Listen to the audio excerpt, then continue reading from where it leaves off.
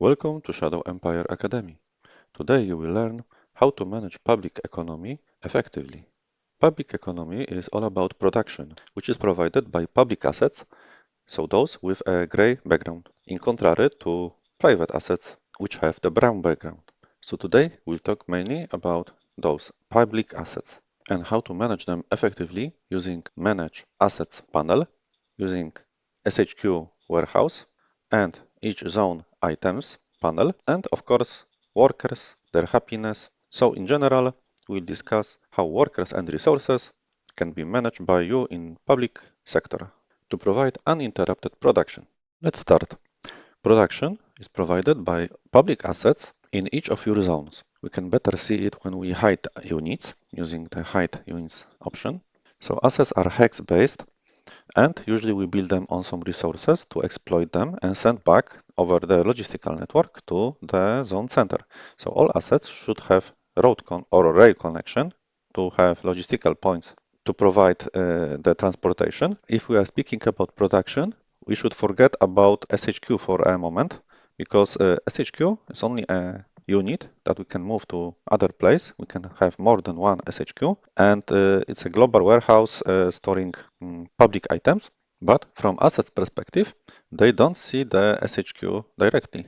We can even close the SHQ to better understand that from assets perspective, inside that zone, they care only about items inside that particular zone. So all assets contribute to the production inside the zone, to the consumption inside the zone, and to the stock of items inside the zone. Then zone cares about sending it back to SHQ. And if we have more than one zone, you can use quick zone bar to switch to the different zone. You can see that they have their own production, consumption, and stock of items produced by public assets inside that zone, and small amount is produced by the private assets.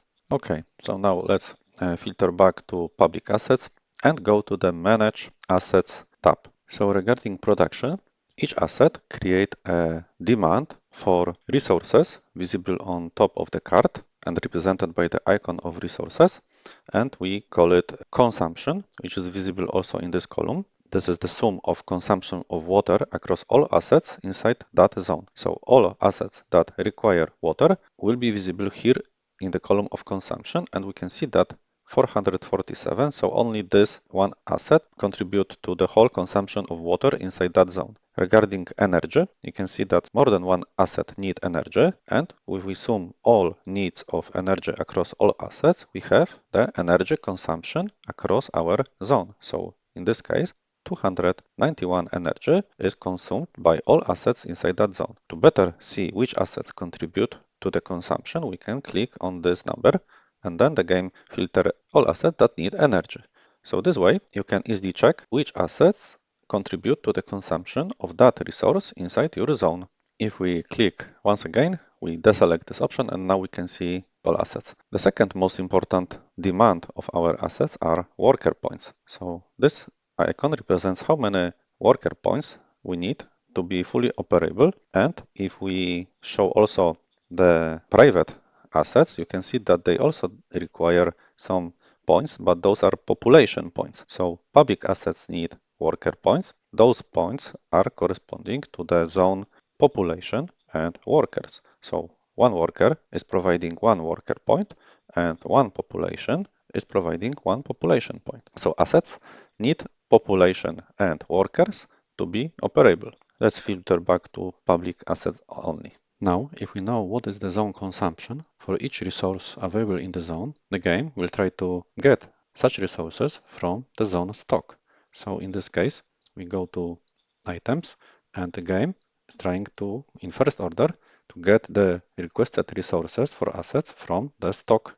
But we are talking about stock that was available at the end of last round. So those numbers that we can see here will be available for the game in next round. Here I have loaded previous round to show you that the energy accumulated in the zone stock was 343, and this will be the value used in the next round. So let's go back to our example and remember 343. We are back, And here you can see a different number because the 343 was the number available at the start of this term. Then the consumption was applied, so minus 291, and then plus the production. And this is why we have 318 in this round, including this number. And if we go to manage, you can see here the same numbers. So 318, but 15 was sent back to the SHQ. Why 303 was stored here? Because if we click this button to preview the situation in next turn, you can see that the estimated zone consumption in next turn for energy is 303. So zone is trying to keep 303 in its stock, and the rest is sending back to SHQ. And the same order applies also for other resources, like for example metal. So the current consumption in this turn is 150. The game will request that amount from the current zone inventory that was available at the end of last turn, so not 200, because this is which will be available in next turn for the consumption. Here was a different number around before, so 150 is subtracted from this what was here around before, and then if it's not enough, we get from the production in this turn. And if we have any remaining resources after satisfying the current consumption, the rest is added to the zone inventory. But we should sum those two numbers at the end of this round, so we have 685 resources available. But because the zone expects that next turn we will need only 200, a remaining part is sent to the SHQ. So this is the estimated consumption of assets in next turn, and zone try to protect that amount. So let's check if this is true. So we click preview to check what will happen in next round. What we can see here is 549, so nearly 550. This is estimated consumption for next round. So why the game couldn't protect 550, but the game protect only 200. Let's go to the next round to check. We are in the next round, and you can see that indeed 550 is the consumption the game expected last round, but also we can see that SHQ delivered 350, and it's because we can see that there are some constructions happening. So the game knew that if there are some constructions, we can compensate the construction cost to the zone by sending this additional 350, because this is the amount needed by all constructions happening now. And if we subtract from 550 this number, we will have only 200. So the zone is trying to secure the real consumption from assets that are currently available, but not for the assets that are in construction. That amount is sent from SHQ because the game treats construction as an activity that should be covered by public resources available in our SHQ. So from here, we see that we have lost 350, which was sent to zones to cover the public constructions. That's why the zone last round secured here only 200. But for next round, we expect that consumption will be 350. I have loaded another game, so we can say that SHQ is our emergency warehouse, which is sending missing resources or items to zones if their inventory and production cannot afford the consumption. But in some cases, even SHQ cannot send us enough items because of shortage in SHQ. So in this case, we have shortage of energy.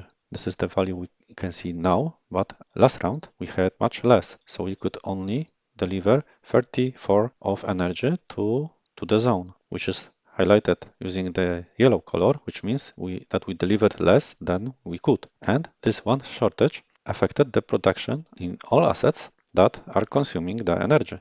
So you can see that if we filter only assets that are consuming energy, they have also yellow numbers, signalizing that we have less than expected. In this case, we expected 50, but we received 49. So even one missing point of energy is causing problems. As you can see, we have paid only 97% of production cost. That's why the overall output will be smaller. In case of industry, we also provided less than needed energy. That's why here you can see that we have produced less industry than expected.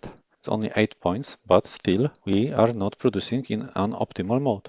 But if we click on the preview, you can see that there are no yellow numbers or red numbers, which means that we expect that the situation will go back to normal.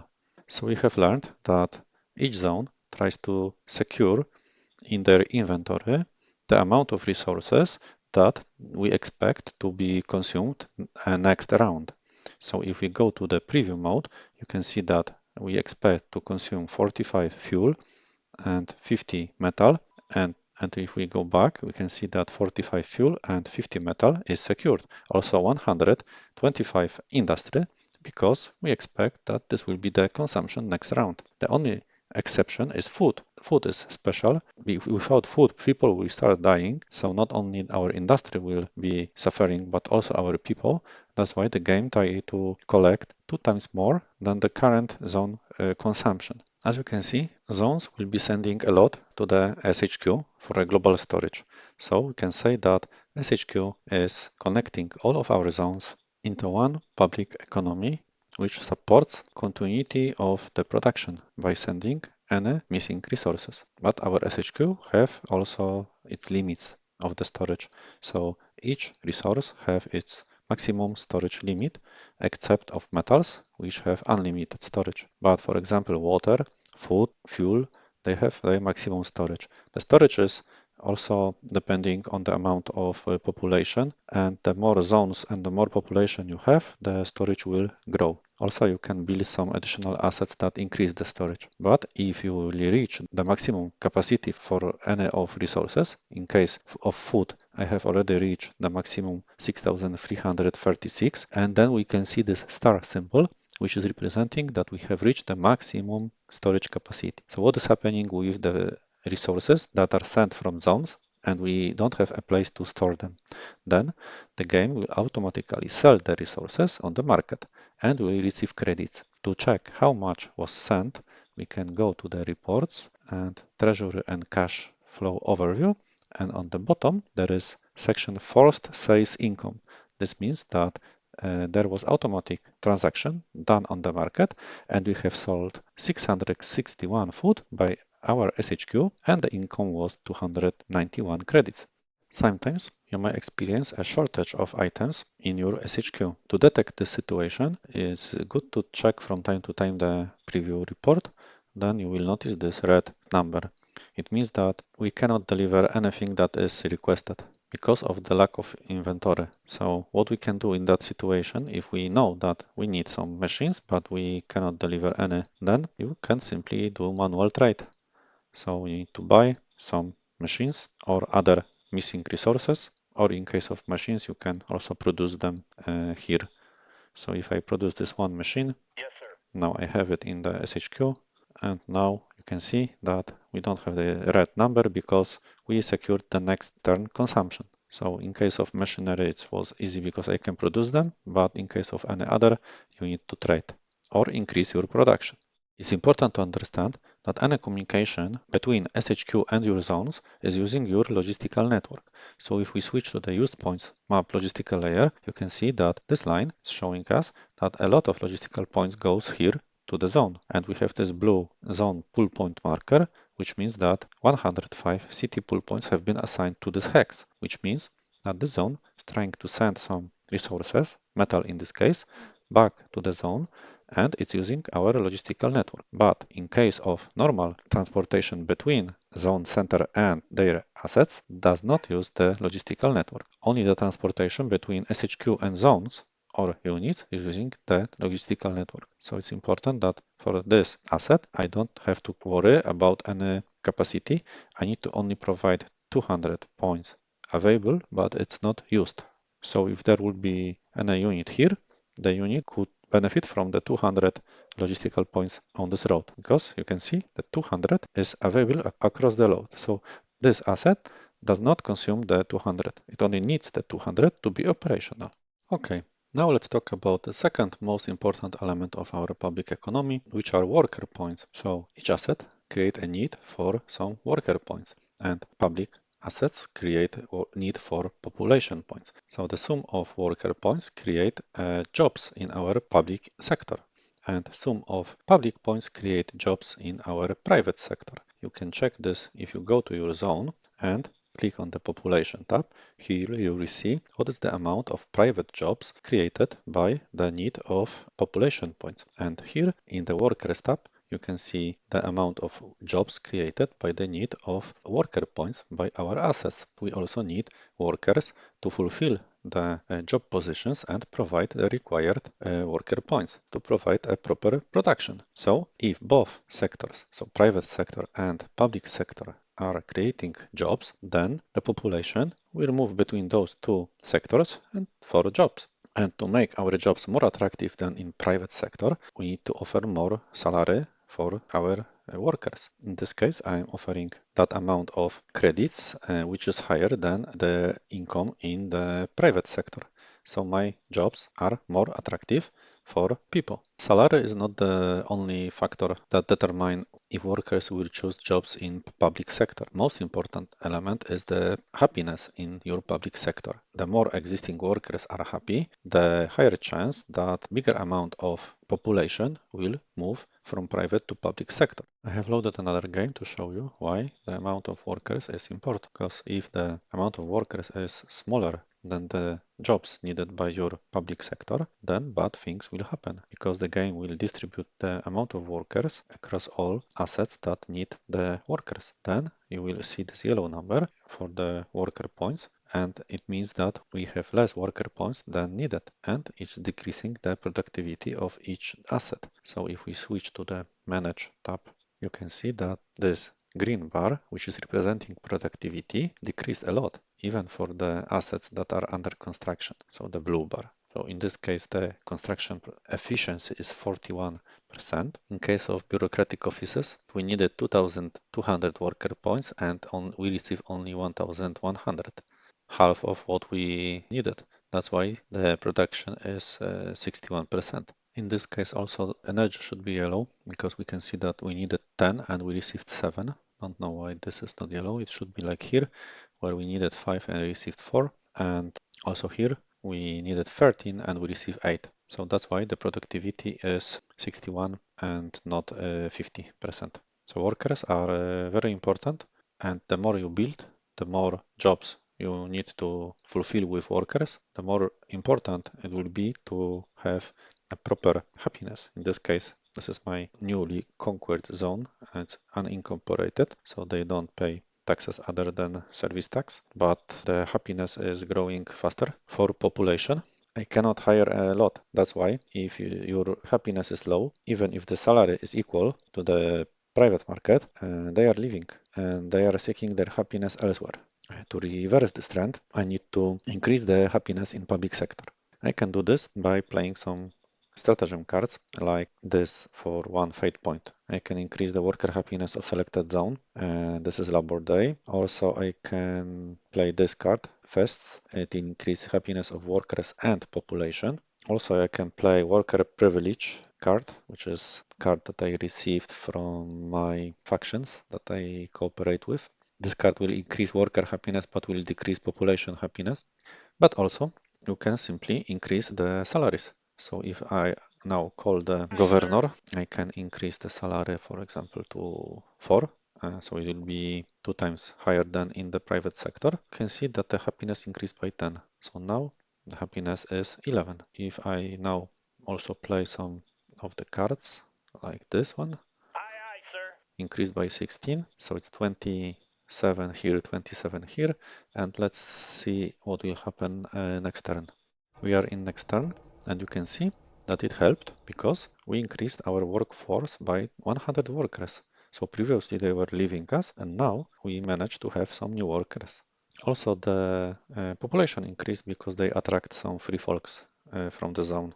But of course, it will be decreasing because we have a low quality of life compared to the rest of our regime because it's barbaric currently. Also need to be very careful if there is unrest or danger level or fear, which are also negatively affecting workers, but the population is affected much more than the workers. I have loaded another game to show you that the game will try to fill all open positions. So if I have missing 12,000 workers because the number of public jobs is higher than the workers, because I started a lot of new constructions, so the demand for workers increased a lot this turn, and the game will try to secure the whole amount of missing workers in public sector. And it's possible if there is high happiness and a good salary, higher than in the private sector. So let's check what will happen next turn and how many workers will move to public sector. We are in next round, and you can see that we increased the amount of workers by 12,000.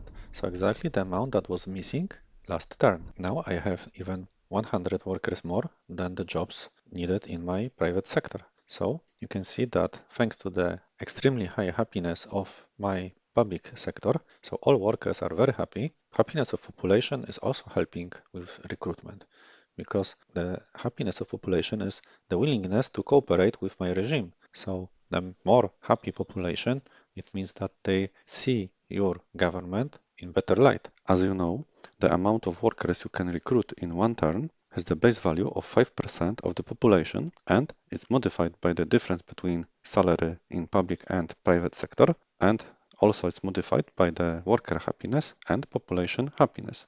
So those three factors impact the amount of workers that can move, but it's also impacted by the amount of population you have in your zone. We can do even a test to check what is the maximum number of workers we can hire. If we go to our governor and we change the worker recruitment mode to recruit up to fixed amount, and we move this ideal worker slider to the amount of workers that I would like to ideally have, but in this case for test purposes move it to the end, so 200,000 workers, to check what is the maximum amount of workers the game can recruit in one turn, and confirm. Yes, sir. Roger that, sir. So now we can see that the policy of recruitment changed, so hire till 200,000 workers, and the game will try to reach this number despite the number of jobs. So the game now ignore the public jobs counter and will treat this number as a public jobs that I am looking for. We are in next round, and you can see that we could hire 15,400 workers. So it's quite huge number, and next round also the game will try to hire as much as possible, but this number will slowly decrease because the population is also decreasing. We will not be able to hire 15,400 next round, but still this is very big number. So we could recruit not 5%, but around 14% of our population. So probably if the population would be 100, we could reach up to 15% of our population in one turn.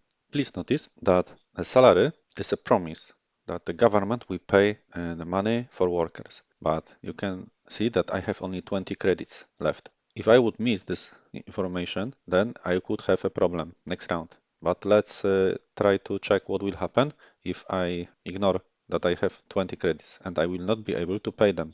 You can go to Treasury Cash Flow Overview and you can see that I need to pay about 300 credits per round. So I will have huge problems with 20 credits. But let's check what will happen. We are in the next round, and you can see that the worker happiness decreased by 20 points because I paid only 39% of worker salaries. So you have broken your salary promise. You lost 20 worker happiness. So you can see if you promise some salary, you should pay it. Otherwise, you can lose huge amount of happiness.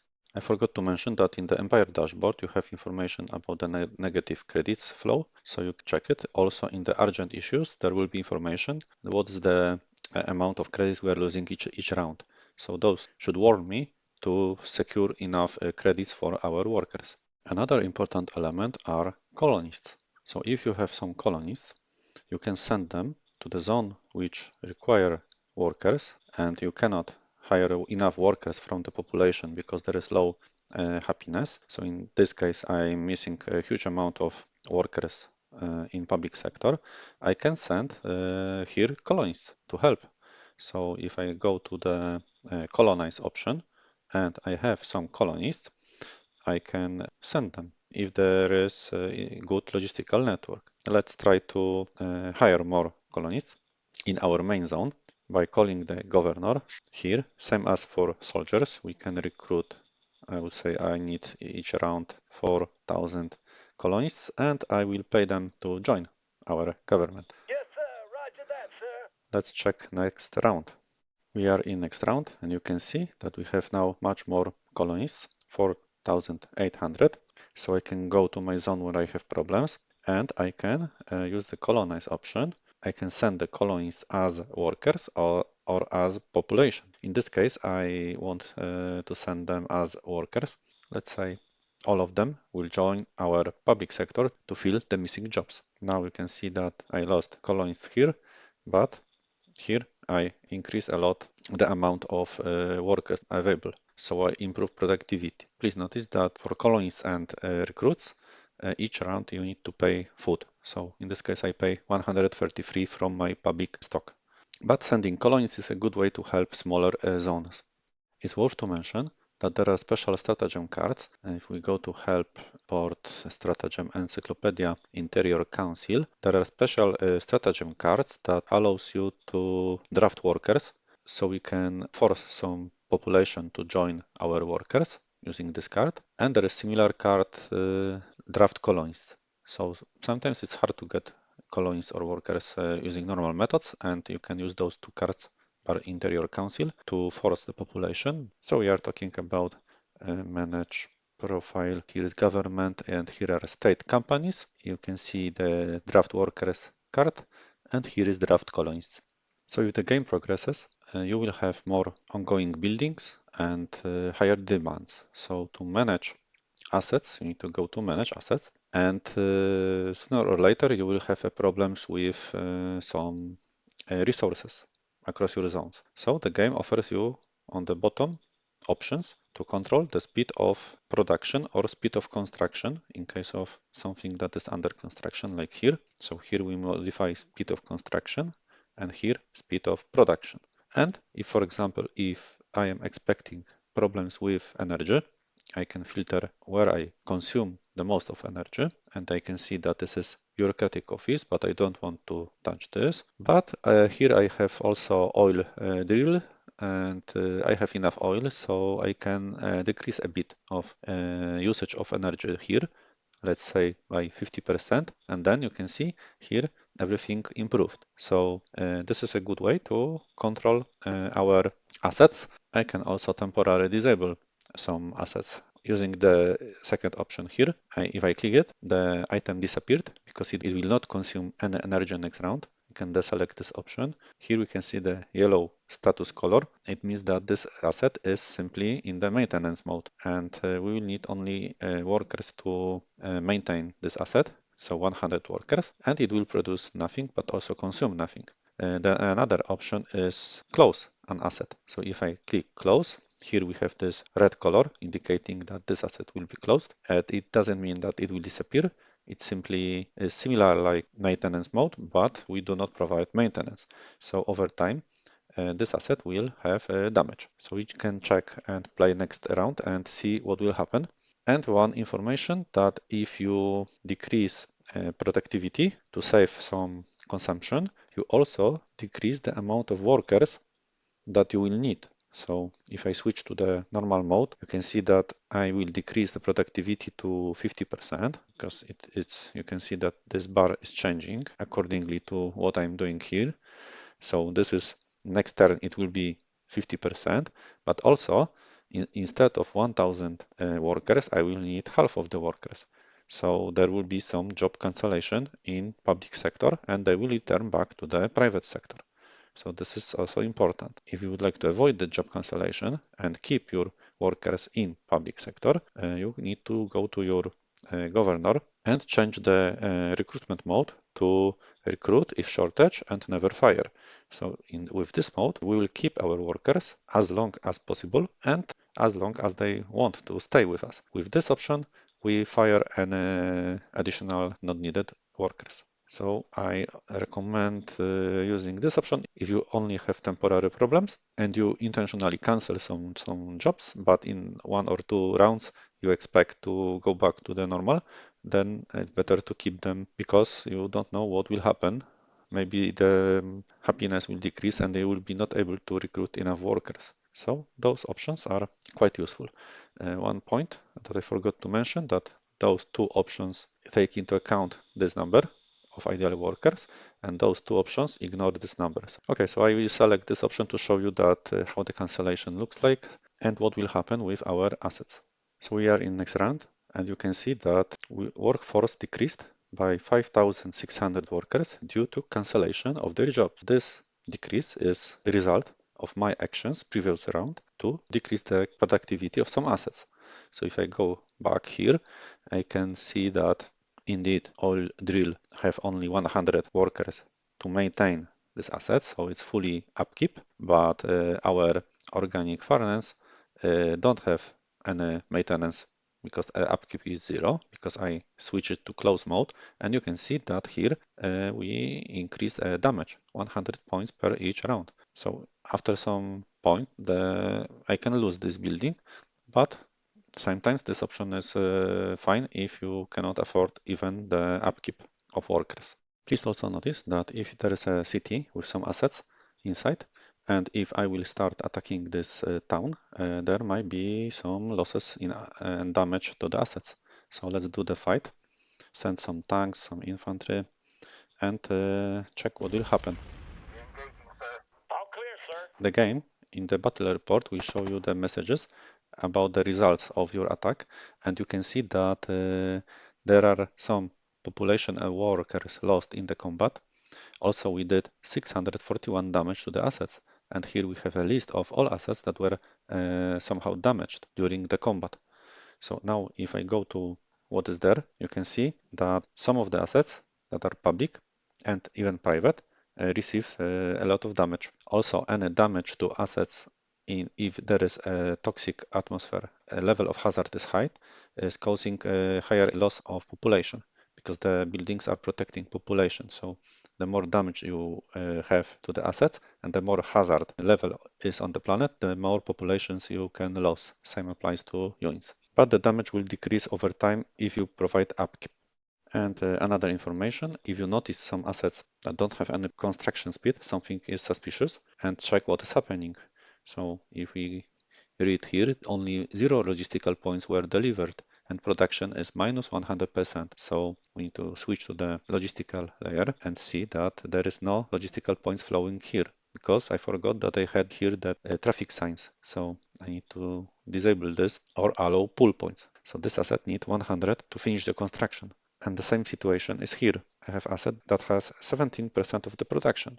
So I can check that only 17 logistical points were provided, but this asset needs 100. Same situation. If we hide units, it's easy to forget that here is the blockade. But here the situation is a bit different because I see that I am allowing pull points. So if I go to the initial points, I can see that only 17 are delivered. So this is the result of heavy fighting on the west and some units on the south. So we have a capacity problem here. So this is not because of the traffic light. I can very easily fix this situation without losing any logistical points in both directions. If you would like to know how to do this, watch my 15 advanced logistical tips video. Element I would like to mention is public farming.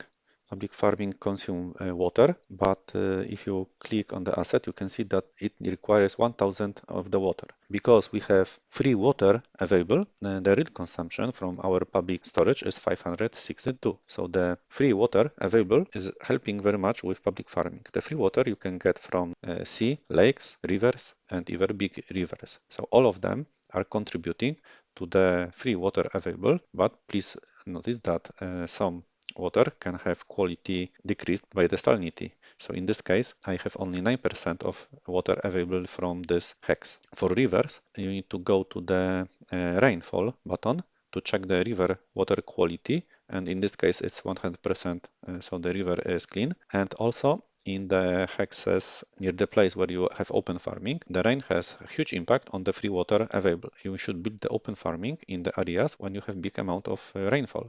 You can check this in the strategic map. If you switch to stats and to the rain mode, you can check what's the temperature and what's the rain available. So on the south, there is no rain, and here I have some rain. So probably a bit on the north, I have more rain available. Here I have 91, and here I have 136. So better would be to build here. But I built it here to also benefit from the nearby hexes that are for the agricultural because they are providing additional bonus. In this case, I have areal bonus modifier plus 35% because of the 7 hexes with areal type nearby. Also, please notice that rain is seasonal. So this is winter, and in fall there will be more rainfall. So the game, if you go to the prediction mode, is predicting consumption of 1000 because this is what the asset will request, but the game does not include in the prediction the amount of free water that is available because this is very dynamic element. So next round I will have much more free water available. So the game does not predict the rainfalls. So take this number with a grain of salt because it's not showing you the real consumption. So this might be misleading. You should also keep in mind that if you conquer new zones and there are some assets that you acquire, the prediction also can be wrong because I have road connection, it's part of my zone, and according to the prediction, this asset will consume 46 energy and produce 1000 water, but in reality, this is not true because we don't have logistical access to the SHQ because the town still belongs to enemy. There is no road connection with SHQ. So in reality, this asset has 0 logistical points available. So it cannot produce anything and consume anything. So this prediction here is wrong and we should ignore it. Another important element is that when you deplete the resources, for example for scavenging, then the asset will be removed. Here in this hex, I had a scavenging facility last turn and now it disappeared because there is no more scavenging points in this hex. And the last element is housing, introduced in some recent patch, so we can build apartments for some nice living place for workers and social housing for our population. If you go to the construct screen and switch to government, you can see there is a new type of building, social housing, which is providing a better place for our population. And also there is worker apartments, so more exclusive place for our workers. So how it affects our population? If we switch to the zone, so if we go to the civilization score of our zone, above the quality of life, we can see a new element, housing, and it's representing how many percentage of our workers and of our population is covered by the social housing or apartments. So the first number is for workers, the second for population. So in my case, both population and workers are covered by proper housing. So in this case, you can see that I could easily hire 8,000 workers in such small zone. So it's 26% of the population. According to the patch notes, 100% of worker housing can improve the hiring up to 4 times. Also, we can prevent workers from leaving from our public sector to private up to 16 times. So building such assets can really keep workers and population inside your zone. Those buildings are affecting the happiness increase. So in this case, 4 points increase of happiness per each round, and the population has 2 points increase because of the social housing. It's for 100%. So if we have 50%, it's half of that value. If you like such videos, please check our playlist. For sure, you can find more there and enjoy the music and art. Thank you for watching.